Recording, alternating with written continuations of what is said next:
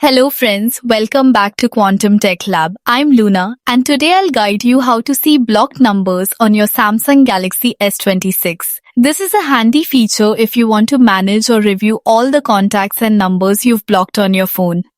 Open the Call app.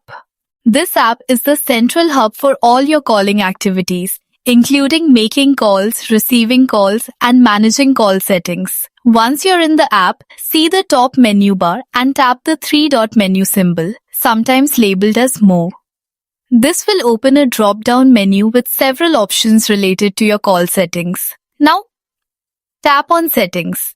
In the Settings menu, scroll down until you find the Block Numbers option. Tap on it and you will see a complete list of all numbers that you have blocked on your device. This list can include both manually blocked phone numbers and any numbers automatically blocked by Samsung's smart filtering system. Here you also have options to add new numbers to block or remove existing numbers from the blocked list.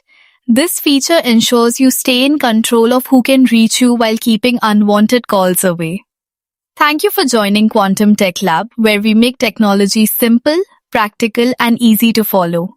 Make sure to revisit for more Samsung tips, tricks, and step-by-step guides to get the most out of your smartphone.